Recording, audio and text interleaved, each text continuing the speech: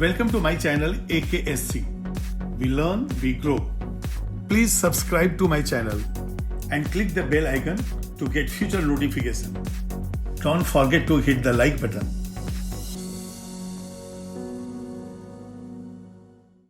Hello everyone, इस video में मैं डिस्कस करने वाला हूं एक्सट्रैक्शन ऑफ जिंक। इसके पहले जो हम लोगों ने प्रोसेस लिए हैं वो आयरन एक्सट्रैक्शन में, कॉपर के एक्सट्रैक्शन में, तो कई ऐसे टर्म्स हैं जिनका यूज यहां भी होगा। जैसे याद कीजिए, आप आयरन के एक्सट्रैक्शन में मैग्नेटिक सेपरेशन लिए हैं और कॉपर के एक्सट्रैक्शन में एक जगह आपने जो है फ्लोटेशन भी लिया है। तो देखते हैं क्या क्या जो है स्टेप्स इसके अंदर इन्वॉल्व होते हैं। देखिए, जिंक के जो ओर्स हैं वो ऑक्साइड भी है, कार्बोनेट भी है और सल्फाइड भी है। और जैसा आप जानते हैं कि जब हम सल्फाइड ओर्स लेते हैं तो उसका फ्लोटेशन करते हैं, और यदि कोई कार्बोनेट ओर है तो उसका हम कैल्सिनेशन करते हैं। इसका मतलब ये सारे प्रोसेस यहाँ पे फॉलो होने वाले हैं। तो चलिए पहले हम देखते हैं कि ओर्स कौन कौन से हैं। अच्छा, यदि ओर के अंदर कोई मैग्नेटिक इंप्योरिटी आ जाए या फिर ओर खुद ही मैग्नेटिक हो तो हम फॉलो करते हैं मैग्नेटिक सेपरेशन। तो इस प्रोसेस के अंदर, ये जिंक के एक्सट्रैक्शन में काफी जो है प्रोसेस आने वाले हैं। देखते हैं वन बाय वन कौन कौन से प्रोसेस। इसके पहले हम देखेंगे ओर्स और मिनरल्स का लिस्ट, और हम देखेंगे यहाँ पे कि जो कंसंट्रेशन के बाद जो रोस्टेड ओर होगा, उस रोस्टेड ओर से दो तरह के प्रोसेस फॉलो होते हैं जिंक को प्रोड्यूस करने के लिए। या तो स्मेल्टिंग प्रोसेस जहां पे हम हीट ट्रीटमेंट करते हैं, या तो फिर इलेक्ट्रोलिटिक प्रोसेस। हम दोनों प्रोसेस से इम्प्योर जिंक को निकालेंगे और फिर उसका रिफाइनिंग करेंगे। तो चलिए पहले देखते हैं हम लोग कि कौन कौन से ओर्स हैं। और ओर्स एंड मिनरल्स के वीडियो में जो मैंने आपको दिया है सारा, उसको एक बार फिर से देखिए कौन कौन से ओर्स एंड मिनरल्स हैं। आपके पास ओर्स एंड मिनरल्स का काफी कलेक्शन होना चाहिए, क्योंकि जब एग्जामिनर आपसे पूछेगा इस ओर का कौन सा फॉर्मूला है तो बस मेमोरी ही काम आएगी।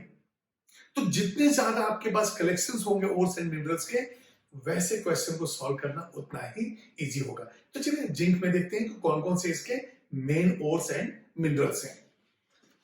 तो पहले यहां पे लिखेंगे ओर्स ऑब्लिक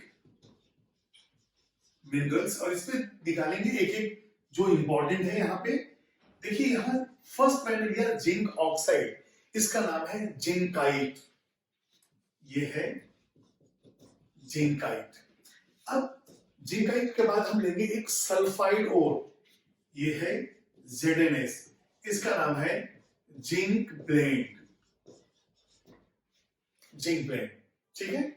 इसके बाद जब इसका जिंक कार्बोनेट ओर लेते हैं तो उसका नाम है कैलामाइन।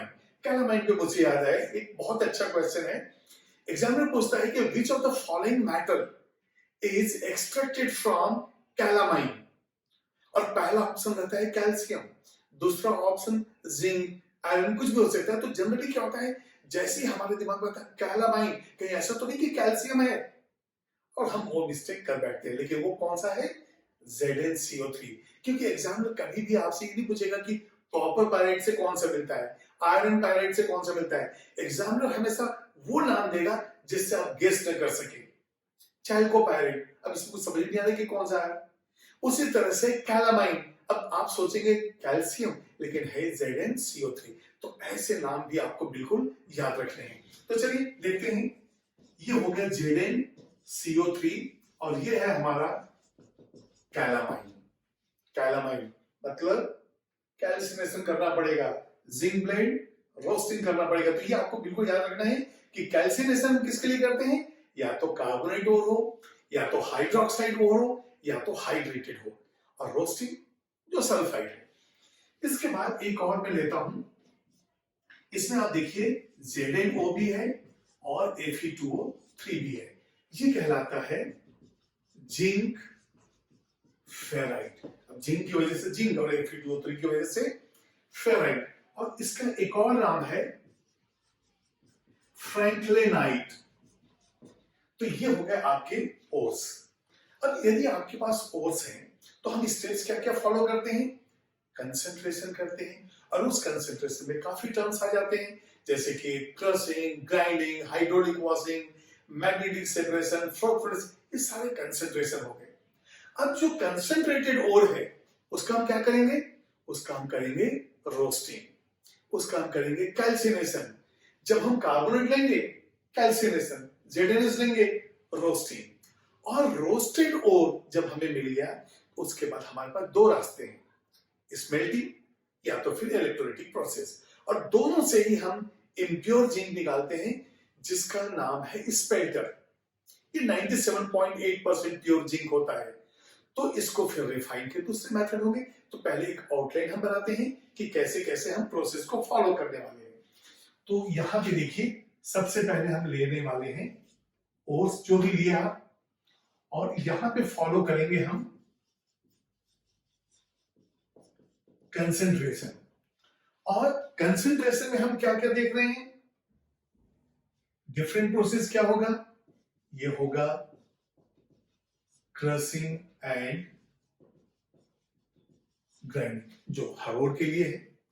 इसके बाद यहां पे हम देखेंगे कि हाइड्रोलिक वॉशिंग से हम हेवियर पार्टिकल्स को निकाल देंगे। तो ये हो जाएगा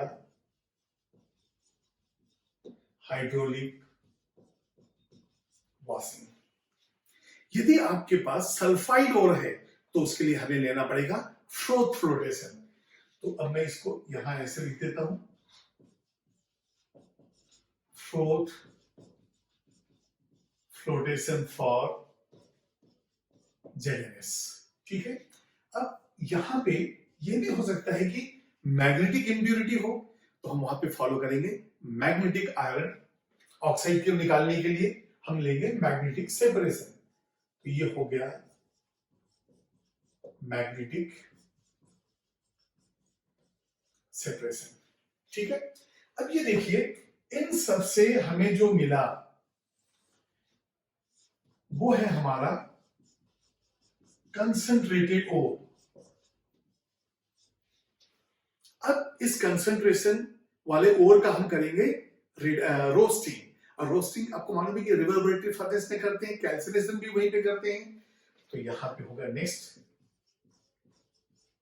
हम करेंगे रोस्टिंग ऑब्लिक कैल्सिनेशन। ऐसा मैंने क्यों लिखा है, क्योंकि यदि सल्फाइड ओर है तो रोस्टिंग करेंगे, यदि कार्बोनेट है तो उसका हम कैल्सिनेशन करेंगे। तो roasting of Z N S, calcination of ZnCO3।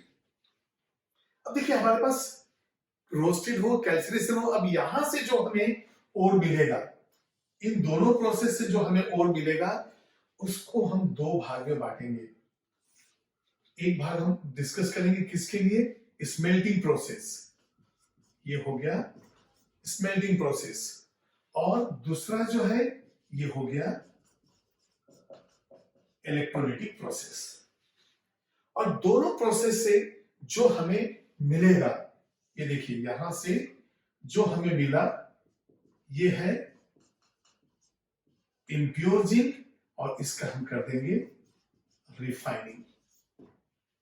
फिर से देखिए आउटलाइन, सबसे पहले आप बिल्कुल कंसंट्रेट कीजिए वहां पे जो मैंने लिखा है, और हमने लिया उसका हम कंसंट्रेशन कर रहे हैं। कंसंट्रेशन में हमने क्या लिया, या तो हम लेंगे पहले तो क्रशिंग ग्राइंडिंग, ये तो कॉमन है ही, और यदि हमने मैग्नेटिक सेपरेशन लिया तो वहां पे आयरन की इंप्योरिटी जरूरी है, अदरवाइज हम नहीं करेंगे।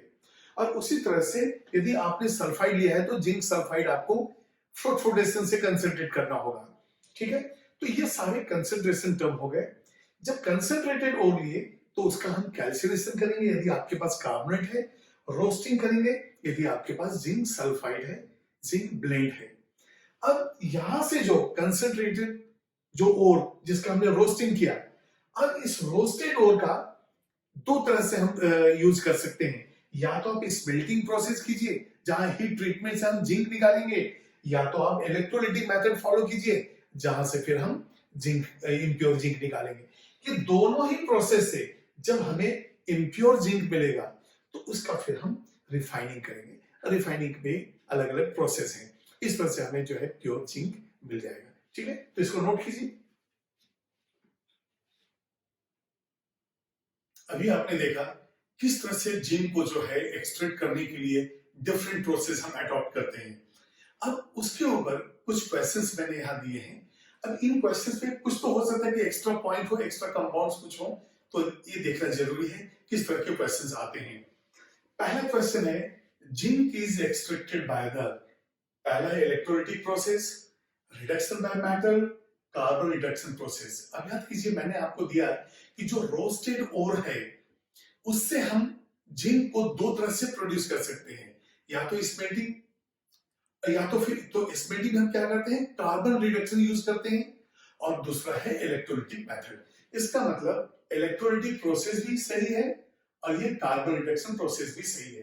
तो फर्स्ट एंड थर्ड, बी हो गया। अब ये देखिए रिडक्शन बाय मेटल नहीं है, रिडक्शन बाय मेटल उन मेटल्स के लिए होता है जो बहुत ही ज्यादा रिएक्टिव हैं, जैसे सोडियम, मैग्नीशियम, एल्यूमिनियम, वहां हम इलेक्ट्रोलाइटिक मेथड फॉलो करते हैं। तो रिडक्शन बाय मेटल्स उसमें जो हम लेते हैं। अब यहाँ पे देखिए इलेक्ट्रोलाइटिक प्रोसेस, ये हो गया कार्बन रिडक्शन। अब यहाँ पे कुछ ओर्स दिए हुए हैं और यहाँ हमें देखना है कि मैचिंग क्या है। चलिए कैल्साइट देखते हैं। कैल्साइट ये कैल्शियम का एक ओर है और ये है कार्बोनेट, कैल्शियम कार्बोनेट। तो ए का हमारे पास आ रहा है आर, तो मैं यहां पे लिखूंगा ए, ये हो गया आर, ठीक है। कैलामाइन, कैलामाइन जिंक कार्बोनेट है, तो जिंक कार्बोनेट, यस, तो ये तो बिल्कुल ऐसे ही मैच हो गया। तो बी जो है हमारा वो है क्यू। जिंक फेराइट, फेराइट है तो फेरम वर्ड से लिया गया है। तो ये देखिए Fe2O3 और ZnO ये कॉम्बिनेशन है जिंक फेराइट का, तो सी हो गया एस। स्फेराइट, अब आपके पास दो चीजें बची हुई हैं, ZnS ZnO, तो हमें मतलब इसको तो हम जिंकाइट कहते हैं, और जो ZnS है वो जिंक ब्लेंड है और उसका दूसरा नाम है स्फेराइट। ये भी आपको नोट करना है, जिंक ब्लेंड का ही दूसरा नाम स्फेराइट। तो डी जो है हमारा उसका मैचिंग हो गया बी, ठीक है। तो ये कैलामाइन यहां डायरेक्ट आ गया, जिंक फेराइट यहां आ गया, स्फेराइट सीधे ई हो गया। इसका मतलब ZnO कहीं भी इन्वॉल्व नहीं हुआ। अब आइए इस क्वेश्चन पे देखते हैं, to which of the following ores calcination process is not applicable. आपको मालूम है कि कैल्सिनेशन हम किसके लिए लेते हैं, या तो कार्बोनेट हो, या तो हाइड्रेटेड हो, या तो फिर हाइड्रोक्साइड्स हो। तो सल्फाइड के लिए हम क्या लेते हैं, रोस्टिंग। मतलब नॉट एप्लीकेबल में सबसे पहला ही हमको आंसर मिल गया। अब ये देखिए हाइड्रेटेड है तो इसका जो है कैल्सिनेशन होगा ही, हाइड्रोक्साइड एंड कार्बोनेट दोनों है, कैल्सिनेशन होगा, इस कैल्शियम कार्बोनेट का भी कैल्सिनेशन होगा। तो जो एप्लीकेबल नहीं है वो कौन सा है, ZnS, ठीक है। अब एक और मैचिंग है, जो ओर्स एंड कुछ कंपाउंड्स दिए हैं, इसमें कुछ ओर्स हैं, कुछ कंपाउंड्स हैं, कुछ देखेंगे कि कॉम्प्लेक्सेस भी है इसके अंदर। तो देखिए रेड जिंक, रेड जिंक, ये देखिए रेड जिंक यही है जिंकाइट। और क्या होता है जिंक ऑक्साइड के अंदर जब आयरन की इंप्योरिटीज होती है और जब हम इसको हीट करते हैं तो ये रेड कलर का दिखता है, इसलिए इसका नाम है रेड जिंक। तो ए हमारा हो गया आर। फिर क्रोम येलो, क्रोम येलो जो लेड क्रोमेट होता है ये येलो कलर का होता है, इसको कहते हैं क्रोम येलो, ये येलो कलर का पिगमेंट कलर है। तो यहाँ पे क्रोम येलो पी आ गया, ये कहीं कहीं डिस्कशन में आएगा अभी आगे भी। तो सी का हो गया पी।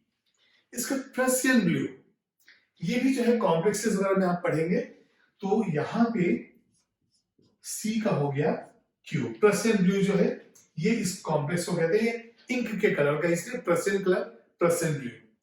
इसका जिंकाइट, अब ये देखिए रेड जिंक भी वही है, जिंकाइट भी वही है, और फिलोसफर उल भी वही है, तो जिंकाइट भी यही है।